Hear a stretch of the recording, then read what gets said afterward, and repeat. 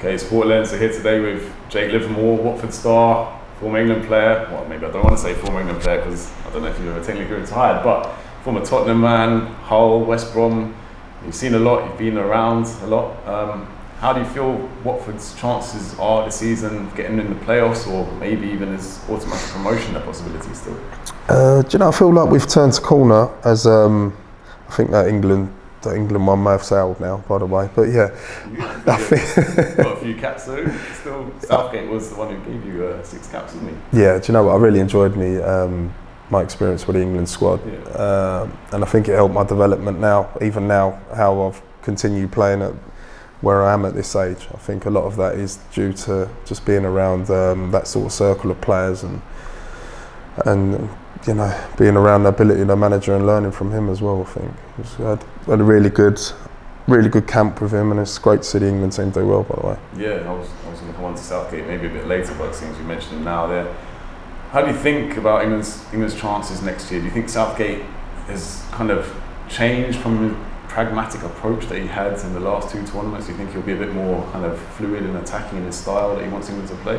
I think we need to look back at how well that team and that group and squad of players have done.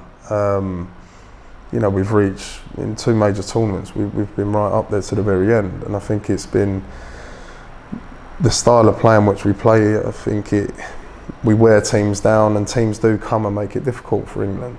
So I think, you know, he has made a massive change over a period of time, and he's got a squad together that he's happy with and plays a certain way. And you know, teams will come and try and make it uncomfortable for England to get results, which they do. But you know, the proof is in the pudding, really. I hope him and that young group of boys go on to, you know, to win something. Great things, yeah. Some brilliant players to work with there, Bukayo Saka, you know, Harry Kane, Bellingham. Jude Bellingham, brilliant player. So hopefully things go well next summer. But back to Watford there for a minute though. How do you feel like with the manager came in just before you, didn't he? You signed for the club in the summer. Played 14 championship games personally this season. How do you feel it's gone for you? Yeah, I think it's gone all right. I think when I first joined, obviously I've worked with a manager before at West Brom. I was, you know, we captain-manager relationship before, and I think it's local for me. I've always been on my travels in my career, so it's nice to come home. And I think, you know, this season it's took me time to, you know, get up to fitness because I joined late in the pre-season. But I think we've turned the corner as a club. I think it's nice now that we've got a bit of stability, and I think the club have given him another 4-year contract or whatever it may be. So I think it just shows the intent that it's about building something long term rather than you know, the short periods that perhaps they've been used to over the past 5, 6, 7 years. The basis and what they do it there. Yeah, I mean, obviously Watford have been known to chop and change their manager, but perhaps stability is what they need. For you as a player, I don't think you played when West Brom came to Vicarage Road earlier this season, but when you go back to the Hawthorns later this season, what kind of reception do you think you'll get from the fans there? I'm hoping, I think we left on really good terms actually. It'll always be, I spent a big chunk of my career at West Brom, and we had a really good time there. We had success and we had disappointments, but it's a club that'll always stay close to me, and I think, you know, I bonded with the fans over the 5 or 6 years that I was there. I think we're both entitled to give each other a warm reception. So yeah, it should be, shouldn't it? Can't see any reason why not. No. But you're one of the senior players in the squad, obviously at Watford. But I don't think you actually are the captain, are you? Do you know why, or I think the goalkeeper got given the armband, didn't he? Do you know what the decision was by that, or do you kind of consider yourself effectively a captain? I think it becomes naturally, or it does or it doesn't. I think you know, the armband's an honour, and I've had it at my last 2 previous clubs, and it's something that always, you know, you cherish. But I think just have that sort of that presence or respect around one another is what's important. The 2 boys have been captain this season. Dan Backman as a goalie. I do understand it can be difficult, especially the way the game is now with referees and showing them respect. Obviously, if your goalkeeper is 60, 70 yards away from play, and he's the one to be talking to the referee. I can see where there can become issues throughout the season, but he's been a great captain as well, and he still is. And Wesley who is now he's taken over the role in Dan's absence. But again, he's been fantastic this season. Speaking of goalkeepers, there, the England ladies goalkeeper Mary Earps, she won Sports Personality of the Year award. I don't know if you saw that. It's caused a bit of a storm, or a bit of a stir on social media, because obviously England didn't win the World Cup, whereas the year before Beth Mead won the accolade because England won the Euros. Yeah. So do you think that Sports SPOTY holds much weight these days, and why do you think it's kind of just trying to promote women's football as opposed to perhaps a genuine?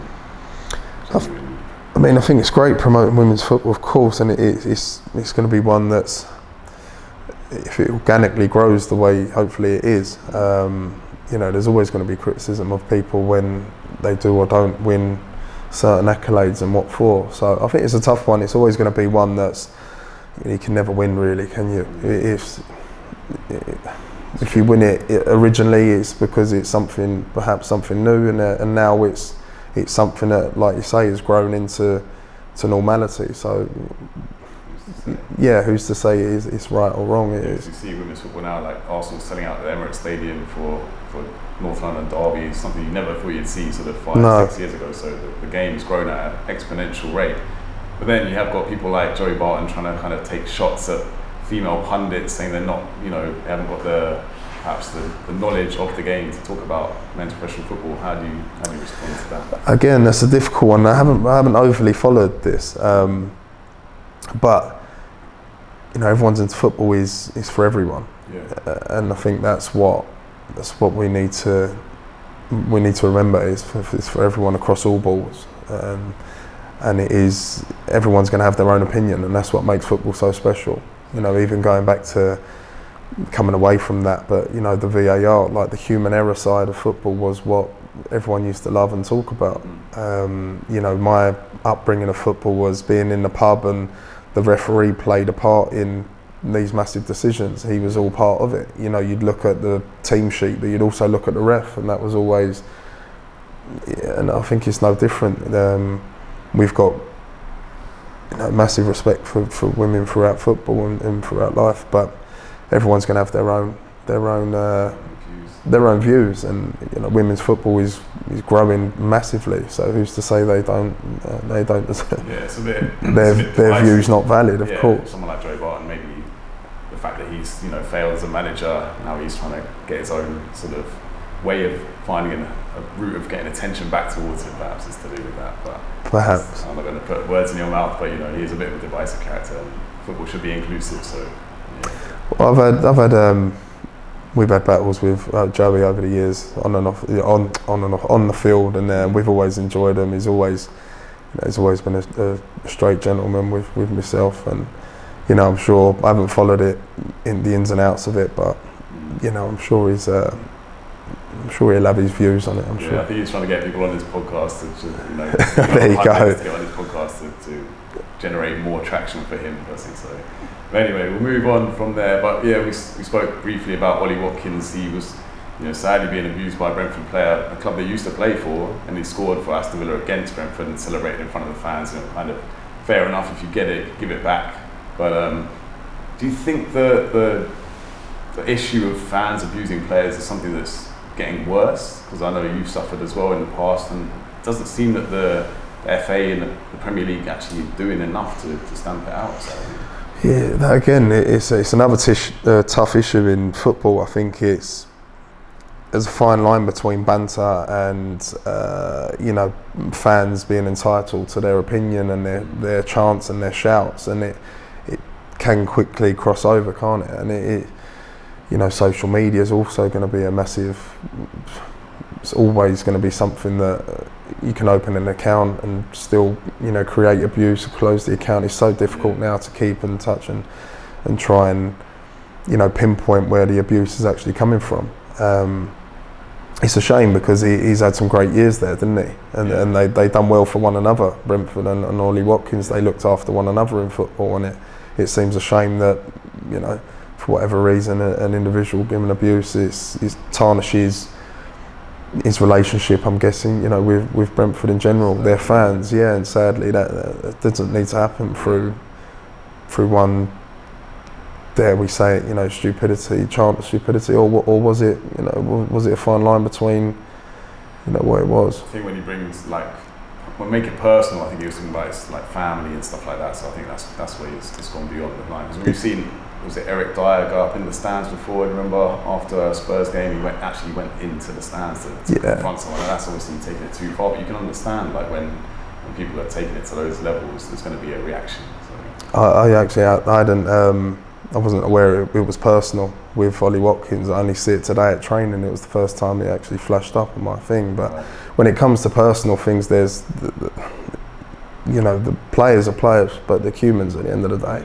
And no matter where they are, personal issues and personal, whether you're wearing a kit or not, or a pair of boots or a pair of trainers in your own time, those issues, it's very hard to put those feelings in a box, whether it be for 90 minutes or not. I mean, I've had personal issues myself where I've had fans say things, and you're only human at the end of the day, and your natural instincts make you the player you are, they make you the person you are, they make you the superstar you are for kids and whatever, but at the same time, those feelings and those instincts are still real, and they're still there on a day-to-day basis. So, you know, it's a shame, going back to Ollie, it'd be a shame because, again, I know him personally, and he's a great kid, you know what I mean? He's a great kid, and brilliant player. And a great player. It's nice to see him doing really well at sort of every level now, which is lovely. But, you know, when it comes to personal and chants and things like that, when it's too deep, he's every right. It's only human. It's going to happen. Well, he did the best thing, which scored a goal, scored against them, and then said, "Well, there you go. That's motivated me even more." That's the best way. Yeah, I'm sure the Brentford fan wishes he kept his mouth shut. Yeah. Exactly. Yeah. Well, moving on to a club that you played plenty of times for in Premier League, Tottenham. They've got Ange Postecoglou in there now. They're playing good football. They've had some bad luck with injuries and stuff like that. But in terms of, they haven't won a trophy for so long now, I think it's 16 years. Do you think he could be the man to actually finally end that drought? Well, I watched the other day, and they play such exciting football now, and it's like the goalkeeper's almost like an outfield player, which is amazing to see. And, you know, for years Spurs I think they've been caught in that trap of wanting to go and win things and changing the way they play to try and win things. But I think now hopefully they've got that nice balance of, you know, getting results, style, and sticking with it. I think teams and players and managements and boards have got to be so brave nowadays, because people want success yesterday and the day before that. So in order to create something and build something over years, it takes time. It takes bravery to, you know, get things wrong, and, you know, and they have. But now they're just playing fantastic football, and I think hopefully they've got enough. And me being a Spurs fan as a kid, and obviously playing there and having some great memories there, I think it'd be amazing. I think, you know, it looks like he could be the one to hopefully do it. They've got a chance in the FA Cup, haven't they, this year? So maybe that'll be their tournament. But they kind of have followed Arsenal's blueprint in a way. Do you think the fact Arsenal got Arteta, a young manager, unproven, Postecoglou's obviously gone there and done it at Celtic and in Australia and Japan, but do you think maybe the fact that he's kind of just come in at the right time and he's galvanised, got all those players, attacking players, and brought in Maddison, he's put his own stamp on it, it's looking good, isn't it, for them? I think they just look so young and exciting, and you know, they've got that nice balance of, you know, stable, and I really think he's got a chance of doing something special with that group of players. The only thing I was thinking that might let them down is their discipline. So obviously they've, you know, Christian Romero, he loves the red cards. They've had Yves Bissouma sent off twice now. He's getting banned for 4 games. They're actually bottom of the Premier League discipline table. Do you think that might come back to haunt them? Do you think he needs to say something there? I mean, hopefully not, but, you know, hopefully he can create that relationship with his players throughout the season, and he doesn't want to. It's hard to take that out of the players. You know, it's hard to take that bite and that snap out of the players, and the way they play, they're going to have. You know, they could play with such a high line as well, don't they? So they're going to have, you know, constant bookings and constant on the edge. Yeah. you know, again, it's going to be a fine line, like it always will be. But let's hope they're on the right side of it. What do you think about in terms of Mikel Arteta was charged by the FA for this, you know, after the Newcastle game, calling out VAR, saying that it's not fit for purpose, calling it a disgrace, but then he got, you know, found not guilty of that. Do you think there's an element of Arsenal being targeted specifically? I know there's a lot of Arsenal fans that feel there's a bit of an agenda against Arsenal. Do you think that's them just being paranoid? Being an old Spurs, you know, ex-Spurs player and Spurs fan, it's this answer's going one way, but I think it's you know, emotions run high in football, and they do, and I think we don't want to take those characters out of football. We don't want to take the element of, that's what I said earlier, with the fine line between, you want to keep the passion, but it needs to be respectful, of course. You know, VAR is frustrating because it's been brought in, it slows the games down, there's so many cons with it, but you know, if that's the case, then you really need to start getting it right. And perhaps, you know, these sorts of things and these interviews that, you know, Mikel Arteta's had, this will be another way for them to strengthen it and get it right.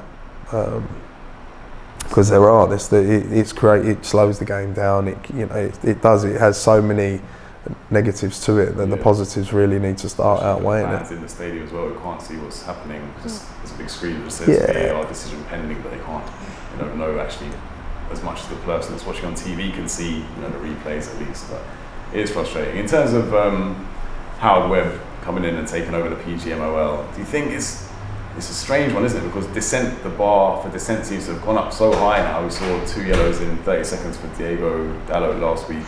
But then violent conduct seems to have gone way down. You've got Bruno Guimaraes running around, forearm smashing people and escaping a red card. It's all gone a bit back to front. I mean, throughout my career, I've struggled with this throughout my career, is that you just want some consistency through referees. So being the captain for the majority of my career, you going in, see the referees, officials, going to see the other captain before a game. It's always been, talk to me when you're outside, let's have a discussion, respect me, you know that as soon as you're out there and across the white line, there are times, you know, not all, because I get on with most, but there's times where they don't listen to you. You end up running 20, 30 yards out your way that you shouldn't do to go and speak to him. Looks like a shout, and to the outside world it does look, you know, disrespectful, or it does look like the referee hasn't got things under control. You end up picking up cheap bookings, and these are things that, you know, they can be frustrating. But we have meetings every year, and we do try and nip these things in the bud and stuff. But you know, myself, you can make a tackle 1 week, 2 weeks later make the same tackle, and you'll get booked for one and not the other. And it's different. And it's difficult to differentiate what manager, you know, not only your opponent who you're playing against, you need to look at the referees now and then start having a look at their threshold on and their take on things, which, you know, on the whole they do a great job, and it is difficult, the way the speed of the game now and keeping up with the game, it is difficult for them. But, you know, with the likes of VAR, that's where they need the help, and hopefully they get it right at some point. Let's move on to a few kind of quick fire questions. In terms of the managers that you played under at Tottenham, Harry Redknapp, Andre Villas-Boas, Tim Sherwood, Pochettino, who did you enjoy playing for the most? Do you know what? We had this discussion earlier actually about Harry Redknapp. Someone asked me. I think you know, that was my main. That's where I played the most with him and learnt the most. I think with that group of players and that management. You know, he was a great character again that we're talking about, and I think there's less and less of them in the game now, unfortunately. But I'd have to say him for man-to-man management, and you know, I had Tim Sherwood as a kid when I was coming through my development, and he was massive for me. He was really good for me. Proper football man. He's been around for all his life. And he'd back those young players that he was bringing through, and I think that's something that is a massive role for a player at that time. They need someone who can really go and back them and give them that opportunity. you were sent on loan quite a few times as you were kind of progressing up through the ranks at Tottenham. Was that frustrating, or did you feel that was just like a rite of passage for you at the time? Yeah, I think it was slightly different then. It was you could do emergency loans, so you could always be brought back regardless. So nothing was it wasn't too set in stone. You know, you could go familiarise yourself and we had a massive squad at the time at Spurs, and it was good for me to go and learn a bit about myself, different style of play, you know, living away from home, all those things that are important in development and becoming a player. I enjoyed most of my time on loan, but I definitely enjoyed coming back more so. I think it makes you appreciate the club, the structure, you know, and everything, the facilities, the players around you, the quality of training and everything around it. Think Spurs can get a top 4 place Champions League qualification this season? I'm hoping so. I mean, because they're exciting to watch, aren't they? And I think, you know, they'll be a great ambassador for the English league. What about Newcastle? The fact that, you know, they've got knocked out of the Champions League, have only won one away game all season, and now they've got knocked out of the Carabao Cup last night. Do you think Eddie Howe's under a bit of pressure now? I mean, this is where we go back to what we're trying to build, whether it be longevity or short term. And obviously we know in football we don't get that luxury of time. But if you look at what he's done in a short period of time that he's been there, and you know, we know Newcastle have got, you know, almost an endless pit of, but they haven't used that as of yet. So what they've built and what they've created so far, you know, I'm good friends with Kieran Trippier, and it's nice to, you know, what he's done since he's come in as well, and the style of which they play as well. It's great for the Premier League, and it's great for the top of the table. Yeah, no doubt. Switching back to England just slightly. You've seen Jordan Henderson, who's playing out in Saudi Arabia now. Would you have him in your squad for the Euros next summer? Do you think he warrants a place still? Do you know, the thing with Jordan Henderson, I have this discussion quite a lot actually. I don't think people will appreciate how good he is. The untrained eye won't appreciate how good he is until you ever come across him, play against him or play with him. Right. He does so much, you know, you don't have the career he's had and whatever, and without having that, you know, that quality he's got. But it's just his organisation around the pitch, and just he brings best out of players around him. Mm-hmm. And I think he needs to be in and around the squad at least, whether he was playing or not, and depending on, you know, the league he's in now, he's not as competitive, you know, arguably as the Premier League or, you know, the top 4 leagues, but he's still one, in my opinion, that you'd still need to have around someone, and, you know, if not him, someone. Yeah, you need that leadership, especially going into tournaments, because you need someone to steady the ship. He was captain even at Sunderland, wasn't he, at like 21? So, you know, for someone that's been there all the way through his career, played at Liverpool, won everything. So you can see why Southgate wants him around. Yeah, it does make sense. In your time at Hull, you know, you had a tricky patch there. How much did Steve Bruce help you through that? How much of a role model and a good guy is he? Steve was good. Yeah, Steve was good. What he does do as well is he brings good players to a club, good characters. You know, that team we had at Hull, everyone had a point to prove, and they were all great lads that were, you know, willing to muck in for one another. And we had great success there for, you know, a relatively small club. Yeah. We got to Europe, we got to an FA Cup final, we got, you know, we had a great time there, and he was successful, and, you know, I think there's no hiding. He sort of fell out with a above there, and it sort of come to an end. But me personally, yeah, he was great. He was always great with me. He always said if I needed days off or time away or time in London, he obviously knew I used to travel, you know, a couple of days a week to be home with the family when I could, and for certain things. And now we've always kept in touch, you know, relatively quite. He's been great. And then we joined together a couple of years ago, didn't we, at West Brom when he come there. So, which, you know, that didn't quite work out for him, but we was playing good stuff. Got a question here, more of a transfer-related question. So I don't know. Obviously, you've done your fair share of transfers. Ivan Toney, someone who's obviously been out of the game for a while due to, you know, the reasons that everyone knows, but still a world-class player, arguably. Arsenal are looking to try and sign him. Do you think it's a move that Tottenham should be looking to hijack, or do you think where do you think it's best for him to go? Oh, do you know what? We played against. We had a behind closed doors game in the last international break, and he must be coming back to fitness now. And his movement, he's clever, he's strong, he's big. You know, we know he can finish. We know he's got that arrogance about him, which you need to, you know, to perform at the highest level. And I think he's got that. I think he'd suit either team really. Perhaps the way Tottenham play, maybe they, you know, it's not great. It's not. I think you can be mindful of getting players so they don't go elsewhere, but also I think you need to make sure they fit in your team and your philosophy and the way you want to play. So, you know, I think that was the Harry Kane move for years. You know, is do we get him so he doesn't go elsewhere, but does he actually fit into what we want to do? And if we change managers in 6 months, 3 months, 4 months, will he fit into that system and that style of play? There's all these arguments as well that I think, you know, clubs and managers, and not just them, the board and the owners have to look at now.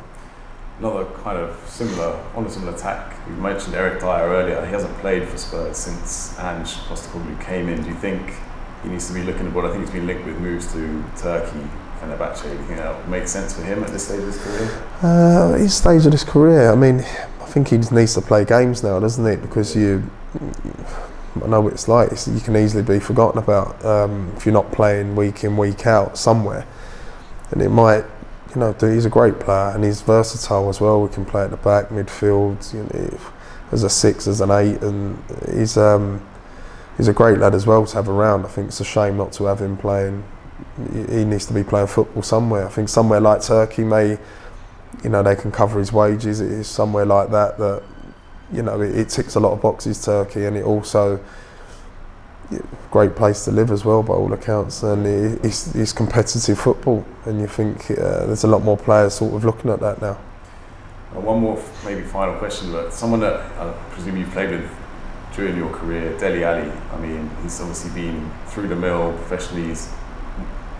His career was literally on such a great path, and then unfortunately it hasn't worked out for him. Do you think there's enough support for footballers that are struggling mentally and physically as well in the later stages of their career, such as him?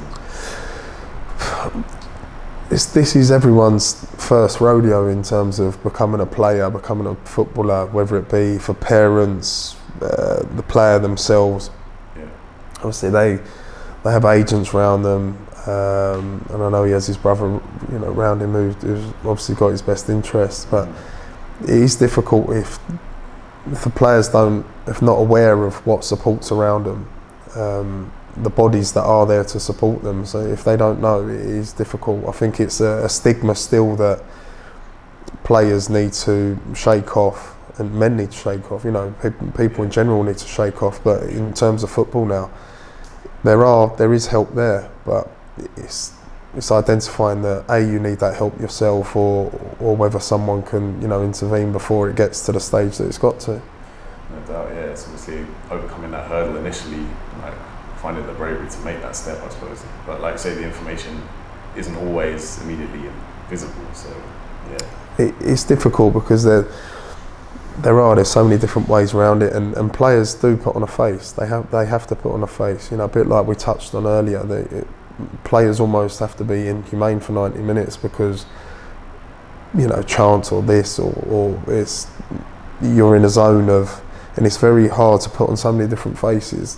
There is the possibility of forgetting what face you've got on that day or where you are, and you know, it's a shame for Dele because I've known him for years, and obviously I've followed his career quite closely, and he's got bags and bags of ability, and it's you know, he's a great kid, and I hope he gets himself back on the field playing football somewhere. I think we all hope that for the best for him. You've got a busy schedule coming up over Christmas with Watford. Are you looking to play in all those games? How's it going to work? Do you think you're going to get rest or no? Training? I feel good. I feel fit in a minute. I feel good. I'm not massive on numbers, and you finish training now, you've got a list of numbers and heart rates and all the rest of it, your stats everywhere. I'm not massive on that. It's interesting and I do look at it, but I feel good at the minute. So you said your kids are Watford fans now, are they? Kids, they got for the games, yeah. That's nice, though, isn't it? Okay, yeah. So you've got a busy Christmas schedule coming up with Watford. You've got games before Christmas, Boxing Day, and then New Year's Day as well, I think. So. New Year's Day, we're at Plymouth away, yeah. Yeah. So yeah, it's going well. You're feeling fit and strong, and looking forward to the rest of the season. Yeah, I'm not massive on the football science of it, and I'm sort of old school in that respect. But I'm sort of looking at it now. I feel fit, I feel good, and playing with a smile on my face at the moment. Obviously, I've worked with a manager before, and the kids can come and watch. So at the moment, it's been a breath of fresh air. To be local and play in front of like your family and stuff. It's been a long time coming for me. So it's been nice, and I intend to play as much as I can. Good stuff. The homecoming, back to Watford. It's going well so far. Well, long may it continue. Jake Livermore, thank you very much. Thanks very much. Enjoyed it. It's been a pleasure. Cheers. Cheers, guys. Thank you.